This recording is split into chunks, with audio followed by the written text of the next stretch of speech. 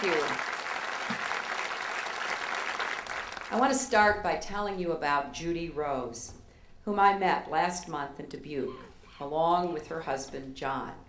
John lost his job of 30 years when the plant where he worked closed with just 1 day's notice. They lost their health insurance. Then in 2003, John had a heart attack. He spent hours in surgery and was in the intensive care unit. Fortunately, he survived. But when the bills came, their luck ran out.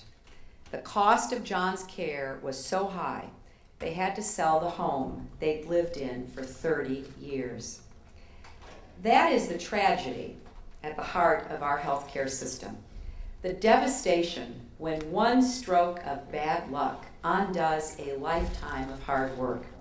We can talk all we want about freedom and opportunity, about life, liberty, and the pursuit of happiness.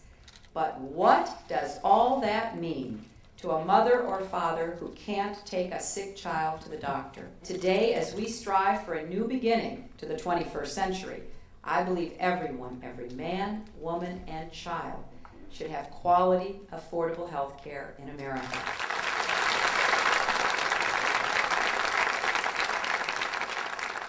Unfortunately, back in 1993 and 94, too many of our opponents adopted a strategy that amounted to just say no. I learned how important it is to present a plan that is clear and easy to understand. Today's plan is simpler, yet still bold.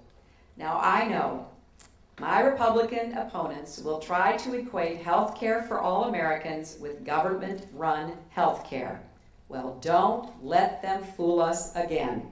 My plan does not create a single new government department, agency, or bureaucracy. It is not a government takeover of health care. It is a public-private partnership that provides more choices.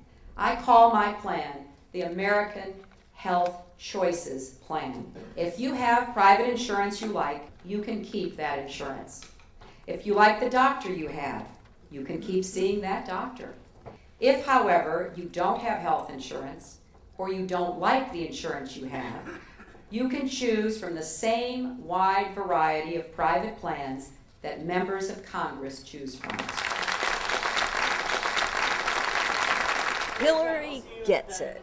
I like the idea that the people that already have their doctors can keep their doctors, already have the insurance, they can keep their insurance, but she also included the uninsured that have a hard time getting insurance.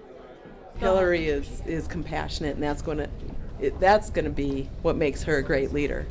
As I'm leaving college in a couple of years here, and I'm kind of going to have to be on my own as far as health insurance goes. And that's what's so comforting to know that Hillary will be in office, is that she'll be an advocate not only just for me, but for all other Americans who need health insurance. Now, after 1994, when people asked me if I was going to give up on health care reform, I always had the same answer. Why would I give up on America and the American people? For so many years, I have listened to their stories. I carry these stories with me every day. And perhaps more than anyone else, I know just how hard this fight will be. But that is why I'm running for president. Today, we have an opportunity to make history together. As president, I will seize that opportunity, and I hope all of you will join me. Thank you, and God bless you.